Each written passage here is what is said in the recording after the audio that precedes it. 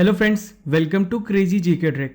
मैं राजा आप सभी का डेली करंट अफेयर्स सेशन में बहुत बहुत स्वागत करता हूं। दोस्तों, आज हम 6 अप्रैल 2022 के इंपॉर्टेंट करंट अफेयर्स को आपके लिए डिस्कस करेंगे। ये करंट अफेयर भारत के सभी प्रतियोगी परीक्षाओं के लिए इंपॉर्टेंट है।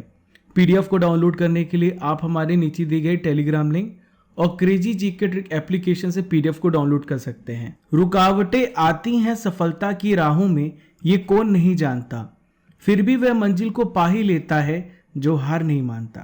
जी हाँ फ्रेंड्स, जो कभी हार नहीं मानता, जो कभी गिव अप नहीं करता, वो हमेशा सफल होता है। आज नहीं तो कल होता है। आप भी प्रण लीजिए कि सुबह उठ करके आप टारगेट बनाएंगे और माता पिता के आशीर्वाद से सफल जरूर होंगे। देखिए फ्रेंड्स, आज का सबसे पहला इंपॉर्टेंट करंट अफेयर आपके सामने रहा। भारत के किस पड़ोसी देश के प्रधानमंत्री को छोड़कर सभी 26 मंत्रियों ने इस्तीफा दे दिया है? तो देखिए फ्रेंड्स, श्रीलंका के प्रधानमंत्री को छोड़कर सभी 26 मंत्रियों ने इस्तीफा दे दिया है। श्रीलंका के राष्ट्रपति का क्या नाम है? तो इनका नाम है गोटाबाया राजपक्षे। इन्होंने हाल ही में इमरजेंसी की घोषणा की है। दोस्तों, देश में अलग अलग हिस्सों पर, अलग अलग पार्ट पर बहुत ही उग्र विरोध चल रहे हैं, प्रदर्शन चल रहे हैं। दोस्तों, श्रीलंका की जो अर्थव्यवस्था है वो पूरी तरीके से बर्बाद हो गई है, नष्ट हो गई है। सरकार ऐसे में कोई नया कदम ले भी नहीं पा रही है और सरकार को किसी पर भरोसा भी नहीं है। दोस्तों, पब्लिक ने 1 अप्रैल 2022 को राष्ट्रपति गोटाबाया राजपक्षे के निजी आवास को घेरने की भी कोशिश की। श्रीलंका में सोशल मीडिया भी बैन है, प्रतिबंधित है। दोस्तों, यहाँ पर क्या हो गया है? यहाँ पे फॉरेन करेंसी की कमी हो गई है और इसके चलते जो जरूरी वस्तु है उसे खरीदने में असमर्थ है श्रीलंका इंपॉर्टेंट चीज़ों को इंपोर्ट नहीं कर पा रहा है। देखिए फ्रेंड्स, अब समझते हैं कि श्रीलंका की जो अर्थव्यवस्था है चौपट क्यों हुई है। श्रीलंका को जो विदेशी मुद्रा मिलती है उसका मुख्य स्रोत है टूरिज्म, यानी पर्यटन। कोविड-19 की वजह से पूरी तरीके से बंद हो गया, ठप हो गया। लगभग 25% जो आबादी है वो टूरिज्म पे डिपेंड है, टूरिज्म से जुड़ी हुई है। दोस्तों, कोविड पैंडेमिक में सरकार ने कुछ महत्वपूर्ण निर्णय भी लिए। टैक्स में कटौती की, टैक्स में रिडक्शन किया। टैक्स खत्म करने की वजह से जो 1/3 रेवेन्यू था वो खत्म हो गया। दोस्तों, कर्ज के जाल में फंसा हुआ श्रीलंका पर लगभग 55 गुना ज़्यादा कर्ज का बोझ है। 3.42 लाख करोड़ रुपए कुल कर्ज है। 6000 करोड़ रुपए जो बचा हुआ रिजर्व में है। दोस्तों, किस तरीके से खजाना इनका खाली हुआ एक नज़र डाल लेते हैं। देखिए, 57,000 करोड़ रुपए विदेशी मुद्रा भंडार था 3 साल पहले। ये 20,000 करोड़ रुपए रह गया 2021 में और 11,000 करोड़ रुपए नवंबर 2021 में पहुंच गया और 18.8% पर महंगाई पहुंच गई है मार्च महीने में। सेकेंड इंपॉर्टेंट करंट अफेयर आपके सामने रहा। हाल ही में किस राज्य की विधानसभा में चंडीगढ़ को अपने राज्य में ट्रांसफर करने का प्रस्ताव पारित किया गया है? तो हाल ही में पंजाब राज्य सरकार ने ऐसा प्रस्ताव लाया है। देखिए, पिछले 57 वर्षों में पंजाब विधानसभा द्वारा चंडीगढ़ को पंजाब में ट्रांसफर करने के लिए इस बार 7वां प्रस्ताव पारित किया गया है। सबसे पहला प्रस्ताव पारित किया गया था आचार्य पृथ्वी सिंह आजाद के द्वारा 18 मई 1967 को। अब आइए समझते हैं कि ऐसी क्या जरूरत पड़ गई कि चंडीगढ़ को पंजाब में ट्रांसफर करने की मांग की जा रही है, प्रस्ताव लाया जा रहा है। देखिए, हुआ क्या है। 27 मार्च 2022 की घटना को हम देख लेते हैं। वर्तमान केंद्रीय गृह मंत्री अमित शाह ने एक अधिसूचना जारी की और ये कहा कि चंडीगढ़ यूटी प्रशासन के कर्मचारियों को केंद्र सरकार के तहत कार्य करना पड़ेगा और उनको समान वेतन और अन्य लाभ मिलेंगे। दोस्तों, पंजाब सिविल सेवा नियम के तहत क्या होगा? चंडीगढ़ प्रशासन के कर्मचारी अब केंद्रीय सेवा नियमों के दायरे में आ जाएंगे। और देखिए दोस्तों, पंजाब पुनर्गठन अधिनियम के अनुसार चंडीगढ़ जो प्रशासन है उसमें 60% कर्मचारी पंजाब से हैं और 40% कर्मचारी हरियाणा से होने चाहिए, क्योंकि चंडीगढ़ जो कैपिटल है पंजाब की भी कैपिटल है और हरियाणा की भी कैपिटल है। केंद्रीय गृह मंत्री की अधिसूचना के जवाब में पंजाब विधानसभा के द्वारा ऐसा प्रस्ताव पारित किया गया है। दोस्तों, थर्ड इंपॉर्टेंट करंट अफेयर आपके सामने रहा। विक्टर ओबर्न ने किस देश के प्रधानमंत्री के लिए हाल ही में चुनाव जीत लिया है? तो देखिए, ये हंगरी के प्रधानमंत्री बन गए हैं। देखिए, हंगरी के प्रधानमंत्री बने हैं और इन्होंने चौथी बार लगातार ये चुनाव जीता है। इनकी पार्टी का क्या नाम है? तो इनकी पार्टी का नाम है फाइडस। दोस्तों मैंने आपको एक इंपॉर्टेंट करंट अफेयर बताया था, मार्च 2022 में कैटलिन नोवाक को हंगरी की पहली महिला राष्ट्रपति के रूप में चुना गया था। अब आइए समझ लेते हैं, यहाँ पे हंगरी की बात आ रही है तो हंगरी कहाँ पर आता है। तो हंगरी मध्य यूरोपीय कंट्री है और यह एक लैंड लॉक स्टेट है, यानी इसकी जो सीमा है किसी भी अंतर्राष्ट्रीय समुद्री सीमा या जलीय सीमा को नहीं छूती है। इसकी कैपिटल क्या है? इसकी कैपिटल बुडापेस्ट है। यहाँ पे जो मुद्रा का इस्तेमाल किया जाता है फोरिंट का। किसका? फोरिंट का। अब आइए मैप में देख लेते हैं हंगरी कहाँ पर है। ठीक है, ये यूरोप का एक मैप है, एक हिस्सा है। इसके हम पड़ोसी देश के बारे में जानेंगे, कहाँ पे इसकी लोकेशन है, सारी इंपॉर्टेंट चीज़ों को समझेंगे। देखिए मैंने आपको बताया कहाँ पर है, ये मध्य यूरोप में है। अब आइए इसके पड़ोसी देशों की बात कर लेते हैं। नॉर्थ में है स्लोवाकिया। नॉर्थ में कौन सा कंट्री है? स्लोवाकिया।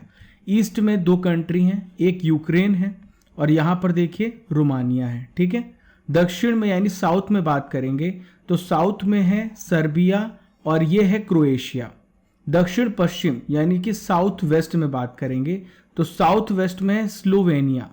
ठीक है, पश्चिम में बात करेंगे यानी वेस्ट में तो वेस्ट में है ऑस्ट्रिया। इन सभी देशों को आपने देख लिया, समझ लिया। दोस्तों एक इंपॉर्टेंट पॉइंट मैं आपको बता दूं, हंगरी जो है यूरोपीय संघ का सदस्य है, नाटो का सदस्य है, ओसीडी का है और विसेग्राद का। विसेग्राद समूह में देखिए कौन कौन से देश आते हैं, चेक रिपब्लिक, हंगरी, पोलैंड और स्लोवाकिया मेंबर्स आते हैं। देखिए friends, next important current affair आपके सामने रहा। ग्रैमी अवार्ड जीतने वाली पहली पाकिस्तानी महिला गायक कौन बन गई, इनका क्या नाम है? दोस्तों इनका नाम है आरुज आफ्ताब। क्या नाम है? आरुज आफ्ताब। देखिए दोस्तों, इस क्वेश्चन का हम पूरी तरीके से पोस्टमार्टम करेंगे। इस साल के जितने भी विनर्स हैं उनका नाम भी मैं आपको बताऊंगा और अब तक भारत में जितने लोगों ने ग्रैमी अवार्ड्स जीते हैं पूरी लिस्ट में आपको बताने वाला हूं, एक एक करके हर एक पॉइंट को। सबसे पहले आप ये जान लीजिए कि ग्रैमी अवार्ड जो है म्यूजिक इंडस्ट्री का ऑस्कर कहा जाता है। ये सर्वोच्च पुरस्कार है म्यूजिक इंडस्ट्री का। अब सवाल ये उठता है कि किसके द्वारा दिया जाता है, तो अमेरिका की द रिकॉर्डिंग एकेडमी के द्वारा दिया जाता है। शुरुआत 1959 में की गई थी। Indian music composer Ricky Kej और इंडियन अमेरिकी आर्टिस्ट फाल्गुनी शाह ने ग्रैमी अवार्ड जीता है। रिकी केज की बात करें तो ये बेंगलुरु की रहने वाली हैं। आइए एक नज़र डालते हैं 64th ग्रैमी अवार्ड्स 2022 के विनर्स के बारे में। सबसे पहले बात करेंगे एल्बम ऑफ द ईयर। तो एल्बम ऑफ द ईयर है VR। तो देखिए जॉन बैटिस्ट के द्वारा इसे गाया गया है। देखिए नेक्स्ट है friends song of the year. तो सॉन्ग ऑफ द ईयर है live the door open. Best rock song का अवार्ड मिला है फू फाइटर्स को। किसे? फू फाइटर्स को। बेस्ट रॉक परफॉर्मेंस भी फू फाइटर्स को मिला है। बेस्ट रैप सॉन्ग है जेल। बेस्ट कंट्री एल्बम दिया गया है स्टार्टिंग ओवर। किसे? Starting over. देखिए आखिरी में बात करेंगे बेस्ट ग्लोबल म्यूजिकल परफॉर्मेंस। तो मोहब्बत को मिला है आरुज आफ्ताब, जिसका नाम मैंने आपको बताया, ये एक पाकिस्तानी सिंगर है। दोस्तों अब हम चर्चा करने वाले list of Indian Grammy award winners. तो दोस्तों आइए जान लेते हैं। देखिए सबसे पहले महान सितार वादक रविशंकर को 1968 में ग्रैमी पुरस्कार से नवाजा गया था और ये पुरस्कार पाने वाले सबसे पहले भारतीय थे। पंडित रविशंकर को और भी ग्रैमी अवार्ड्स मिले हैं। आइए एक नज़र डाल देते हैं कब कब। 1968 सबसे पहली बार, 73, 2002, 2013 में लाइफ टाइम अचीवमेंट पुरस्कार से भी सम्मानित किया गया है। इसके अलावा बात करेंगे सोनू निगम जी की। सोनू निगम ने 2017 में मुबारका एल्बम कैटेगरी में मुबारका के लिए सराहनीय कार्य के लिए ग्रैमी अवार्ड से इन्हें सम्मानित किया गया। देखिए फ्रेंड्स अब हम बात करेंगे AR रहमान जी की। तो AR रहमान को 2008 में 2 ग्रैमी अवार्ड मिले हैं और तबला वादक जाकिर हुसैन को 1991 और 2008 में ग्रैमी अवार्ड मिला है। फिर बात आती है जुबिन मेहता की। तो जुबिन मेहता को 1981 में 2 कैटेगरी में पुरस्कार मिला। इसके अलावा जुबिन मेहता को 82 में और 90 में भी 2 कैटेगरी में पुरस्कार मिला है। दोस्तों 1991 में जाकिर हुसैन और 1992 में विश्व मोहन भट्ट को यह पुरस्कार मिल चुका है, जैसा कि मैंने आपको पहले भी बताया था। 2015 में रिकी केस, नीला वासवानी और 2017 में संदीप दास को ग्रैमी पुरस्कार मिला है। देखिए friends 5th important current affair आपके सामने रहा। हाल ही में चमेली देवी जैन पुरस्कार किसने जीत लिया है? Who has recently won the चमेली देवी जैन अवार्ड? तो हाल ही में अवार्ड जीता है आरिफा जौहरी ने। किसे? आरिफा जौहरी ने अवार्ड जीता है। देखिए, मुंबई की पत्रकार हैं आरिफा जौहरी। 2021 के लिए इन्हें चमेली देवी जैन पुरस्कार का विनर घोषित किया गया है। ये मीडिया फाउंडेशन ने जौहरी को ये पुरस्कार दिया है और इन्हें नॉमिनेट किया था। मुंबई में scroll.in के लिए कार्य करती हैं कौन? आरिफा जौहरी। देखिए दोस्तों, अब यहाँ पर बात आ रही है चमेली देवी जैन पुरस्कार की। तो आइए जान लेते हैं कौन है चमेली देवी जैन। तो दोस्तों, ये जो पुरस्कार है स्वतंत्रता सेनानी और समुदाय सुधारक, इनका नाम है चमेली देवी जैन, इनके नाम पर रखा गया है और इसकी स्थापना 1982 में की गई थी। ये पुरस्कार केवल भारतीय महिला मीडिया कर्मियों को दिए जाने वाला एक प्रमुख पुरस्कार है जो राजनीति में समानता, लैंगिक न्याय, स्वास्थ्य, युद्ध और संघर्ष, सामाजिक विकास और उपभोक्ता मूल्य जैसे सब्जेक्ट्स पर रिपोर्टिंग करता है। उस भारतीय महिला मीडिया कर्मी को यह पुरस्कार दिया जाता है। चलिए friends, 6th important current affairs की ओर बढ़ते हैं। राष्ट्रीय समुद्री दिवस कब मनाया गया? When was the national maritime day observed? तो देखिए, हर साल ये 5 अप्रैल को मनाया जाता है। Very very important question. देखिए, हर साल 5 अप्रैल को inter continental commerce and the world wide economy के समर्थन के बारे में अवेयरनेस पैदा करने के लिए मनाया जाता है। ये इंटर कॉन्टिनेंटल कॉमर्स होता क्या है दोस्तों? इसका मतलब होता है अंतर महाद्वीपीय व्यापार को बढ़ाना, अंतर महाद्वीपीय व्यापार के समझ को विकसित करना, ताकि हर देश एक दूसरे से व्यापार करके विकास की ओर बढ़ सके और संपन्न हो सके। ये दिवस पहली बार 5 अप्रैल 1964 को मनाया गया था। दोस्तों, ध्यान देने वाली बात यह है, 1 से लेकर 5 अप्रैल 2022 के बीच पुनीत सागर अभियान 2022 का पहला जो प्राइमरी फेज है, इसका आयोजन किया जा रहा है। दोस्तों, आज की नॉलेज फैक्ट्री में मैं आपको बताने वाला हूं मार्च महीने के प्रमुख दिवस के बारे में। तो दोस्तों, आइए रिवीजन कर लेते हैं। विश्व वन्य जीव दिवस 3 मार्च को मनाया जाता है। राष्ट्रीय सुरक्षा दिवस 4 मार्च को। अंतर्राष्ट्रीय महिला दिवस 8 मार्च को। धूम्रपान निषेध दिवस ये 13 मार्च को मनाया जाता है। विश्व उपभोक्ता अधिकार दिवस हर साल 14 मार्च को मनाया जाता है।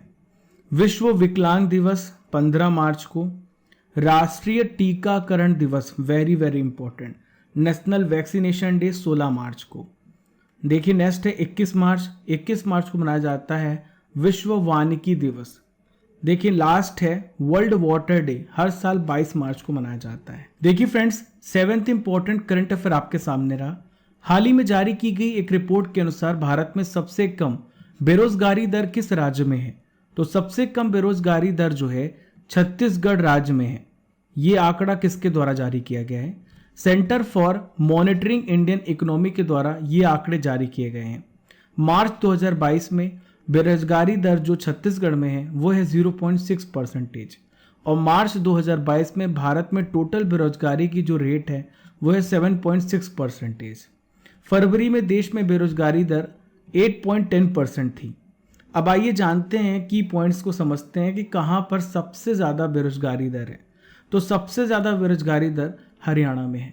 हरियाणा में 26.7% अनएम्प्लॉयमेंट रेट है। सेकेंड नंबर पर आता है राजस्थान, जहाँ पर सबसे ज़्यादा है, और थर्ड नंबर पे है जम्मू कश्मीर। दोस्तों देखिए, आइए जान लेते हैं कि छत्तीसगढ़ ने ऐसा क्या किया उसकी बेरोजगारी दर इतनी कम हो गई है। तो छत्तीसगढ़ सरकार ने ग्रामीण अर्थव्यवस्था, रूरल इकोनॉमी को मजबूत करने के लिए कुछ योजनाएं चलाई, जैसे सुराजी गांव योजना, नरवा गरवा घुरवा बारी कार्यक्रम, गोधन न्याय योजना। ऐसी बहुत सारी योजनाएं चलाई जिसके कारण यहाँ पे बेरोजगारी दर कम हो गई और इन योजनाओं के इम्प्लीमेंटेशन की वजह से ग्रामीण क्षेत्रों में नए नए एम्प्लॉयमेंट के अवसर, अपॉर्चुनिटीज डेवलप हुए। 8th इंपॉर्टेंट करंट अफेयर आपके सामने रहा। टेम्पल 360 वेबसाइट का हाल ही में उद्घाटन किसके द्वारा किया गया है? तो इसका उद्घाटन किया गया है मीनाक्षी लेखी के द्वारा। इस वेबसाइट में क्या होगा? तो इस वेबसाइट की मदद से लोग जो हैं कुछ सबसे प्रमुख प्रसिद्ध जो पवित्र हिंदू तीर्थ स्थल हैं उसकी भव्यता को डिजिटल रूप में देख पाएंगे। देखिए, इस वेबसाइट की मदद से लोग किसी भी स्थान से 12 ज्योतिर्लिंग, देखिए भारत में टोटल कितने ज्योतिर्लिंग है? तो 12 ज्योतिर्लिंग और 4 धाम के दर्शन कर सकते हैं। लोग इस वेबसाइट के माध्यम से ई दर्शन, ई प्रसाद ई आरती देख सकते हैं और पार्टिसिपेट कर सकते हैं, भाग ले सकते हैं। कोई भी अब चार प्रमुख मंदिर में मैं आपको बता दूं। पहला है सोमनाथ। सोमनाथ कहाँ पर है? गुजरात में है। दूसरा है काशी विश्वनाथ। काशी विश्वनाथ कहाँ पर है? ये यूपी में है। दोस्तों तीसरा है त्र्यंबकेश्वर, ये कहाँ पर है? महाराष्ट्र में है। और चौथा है घृष्णेश्वर, ये महाराष्ट्र में। इन अनुष्ठानों की लाइव स्ट्रीमिंग ये देख सकते हैं। देखिए नेक्स्ट इंपॉर्टेंट नॉलेज फैक्ट्री आपके सामने है। मैं आपको आज बताने वाला हूँ स्पोर्ट्स रिलेटेड इंपॉर्टेंट क्वेश्चंस के बारे में। सबसे पहला शब्द है बैटिंग ब्लॉक शब्दावली। किस खेल से जुड़ा हुआ है? कबड्डी से। कबड्डी खेल में खिलाड़ियों की संख्या कितनी होती है? तो 7 होती है। कितनी? 7। रोजर फेडरर किस खेल के विख्यात खिलाड़ी हैं? तो ये टेनिस के प्लेयर हैं। देखिए फ्रेंड्स नेक्स्ट है भारत के किस निशानेबाज को बीजिंग ओलंपिक में स्वर्ण पदक अगस्त 2008 में प्राप्त हुआ? तो ये है Abhinav Bindra. Sultan Azlan Shah cup किस खेल से रिलेटेड है? तो ये हॉकी से रिलेटेड है। एग्रीकल्चर शॉट ये किस खेल से रिलेटेड है? क्रिकेट से। डेविस कप की तरह महिलाओं का टूर्नामेंट का नाम क्या है? तो इसका नाम है फेड कप। नेक्स्ट है फ्रेंड्स वॉली स्मैश सर्विस। तो ये जो शब्द हैं किस खेल से जुड़े हुए हैं? तो ये लॉन टेनिस से जुड़े हुए हैं। अब हम करंट अफेयर्स की रसमलाई यानी 2021 के इंपॉर्टेंट करंट अफेयर्स को आपके लिए डिस्कस करेंगे। हाल ही में किस टीम ने तमिलनाडु को हराकर पहली बार विजय हजारे ट्रॉफी का खिताब जीत लिया है? हिमाचल प्रदेश ने। किस स्पेस एजेंसी ने अपने जेम्स वेब टेलीस्कोप को सफलतापूर्वक लॉन्च किया है? तो नासा ने। किस राज्य के भारतीय बहुभाषी माइक्रो ब्लॉगिंग साइट कूक का गुजराती संस्करण लॉन्च किया है? तो देखिए गुजरात राज्य में इसका लॉन्चिंग हुई है। किस राज्य सरकार ने नदी उत्सव की शुरुआत की है? तो गुजरात सरकार ने इसकी शुरुआत की है। देखिए friends 9th important current affair आपके सामने रहा। 350 T20 मैच खेलने वाले दूसरे भारतीय खिलाड़ी कौन बन गए? इनका क्या नाम है? दोस्तों इनका नाम है MS धोनी, महेंद्र सिंह धोनी। देखिए चेन्नई सुपर किंग्स के ये पूर्व कप्तान है महेंद्र सिंह धोनी। पंजाब किंग्स के खिलाफ 3 अप्रैल को मैदान पर उतरते ही इन्होंने ये बड़ी उपलब्धि हासिल की है। देखिए पहले नंबर पे हैं रोहित शर्मा जिन्होंने 372 मैच खेले हैं, और तीसरे नंबर पर हैं सुरेश रैना 336 मैच खेले हैं, और चौथे नंबर पर है दिनेश कार्तिक जिन्होंने 329 मैच खेले हैं। दोस्तों आज का आखिरी इंपॉर्टेंट करंट अफेयर ही रहा। हाल ही में किस बैंक ने सीमा सुरक्षा बल के साथ समझौता ज्ञापन पर हस्ताक्षर किए हैं? तो हाल ही में SBI ने। दोस्तों मैं आपकी जानकारी के लिए बता दूं, ये केंद्रीय सशस्त्र पुलिस वेतन पैकेज CAPSP योजना के माध्यम से सेवारत और सेवानिवृत्त जो सेवा कर रहे हैं और जो रिटायर हो चुके हैं BSF कर्मियों को और पारिवारिक पेंशन भोगियों को विशेष लाभ प्रदान करेगा। देखिए फ्रेंड्स अब मैं आपसे कुछ इंपॉर्टेंट क्वेश्चंस करने वाला हूं जिसका आंसर आपको कमेंट बॉक्स पे देना है। एग्रीकल्चर शॉट किस खेल से रिलेटेड है? चमेली देवी पुरस्कार की स्थापना कब की गई? जाकिर हुसैन कौन सा वाद्य यंत्र बजाते हैं? हंगरी किस महाद्वीप में स्थित देश है? श्रीलंका के प्रधानमंत्री कौन है? इन पांचों क्वेश्चंस के आंसर आपको कमेंट बॉक्स पे देने हैं। अब हम 5 अप्रैल के इंपॉर्टेंट करंट अफेयर्स का रिवीजन भी कर लेते हैं। मियामी ओपन टेनिस खिताब 2022 हाल ही में किसने जीत लिया है? तो इनका नाम है ईगा स्वितेक, ये पोलैंड की खिलाड़ी हैं। दिल्ली मेट्रो रेल कॉरपोरेशन के नए प्रबंध निदेशक कौन बने हैं? विकास कुमार, ये तीसरे दिल्ली मेट्रो रेल कॉरपोरेशन के प्रबंध निदेशक बनाए गए हैं। 2 अप्रैल 2022 को भारत और किस देश ने आर्थिक सहयोग और व्यापार समझौते पर हस्ताक्षर किए हैं? तो हाल ही में भारत और ऑस्ट्रेलिया ने। किसने सेना प्रशिक्षण कमान शिमला का जो शिमला में है इसका पदभार ग्रहण किया है? तो SS महल ने। 5th इंपॉर्टेंट रिवीजन क्वेश्चन ये रहा। किस राज्य ने नंदिनी शिरा समृद्धि सहकारी बैंक की स्थापना की है? कर्नाटक राज्य ने। देखिए नेक्स्ट है फ्रेंड्स, किसने लोकसभा में द इंडियन अंटार्कटिक बिल 2022 पेश किया है? तो ये है जितेंद्र सिंह। हाल ही में किस देश के द्वारा सार्वजनिक आपातकाल की घोषणा की है? श्रीलंका के द्वारा। भारत और नेपाल के बीच कितने समझौते पर हस्ताक्षर हुए हैं? तो 4 समझौते पर हाल ही में हस्ताक्षर किए गए हैं। 9th इंपॉर्टेंट रिवीजन क्वेश्चन ये रहा। मानव तस्करी रोधी सेल की शुरुआत किसके द्वारा की गई? राष्ट्रीय महिला आयोग के द्वारा। वर्तमान में राष्ट्रीय महिला आयोग के अध्यक्ष रेखा शर्मा हैं। थल सेना अध्यक्ष जनरल MM नरवणे 4 से 6 अप्रैल 2022 तक किस देश की 3 दिवसीय यात्रा पर हैं? तो ये सिंगापुर की यात्रा पर हैं। दोस्तों ये था 5 अप्रैल 2022 के इंपॉर्टेंट करंट अफेयर्स का रिवीजन। हमने डेली करंट अफेयर में 6 अप्रैल 2022 के करंट अफेयर्स को भी पढ़ लिया है। आशा करता हूं कि आपको इस सेशन पसंद आया होगा। हमारा मकसद है आपके समय को बचाना, क्योंकि आपका समय बहुत कीमती है। 15 से 20 मिनट के लेक्चर में हम आपको क्वालिटी करंट अफेयर और स्टैटिक जीके प्रोवाइड करते हैं। दोस्तों यदि आप पहली बार हमारे चैनल पर आ रहे हैं तो सब्सक्राइब कर लें और बेल आइकन बटन दबा लें ताकि आपको हर नोटिफिकेशन सबसे पहले मिले। Keep liking, keep sharing your channel crazy GK trick. Thank you friends.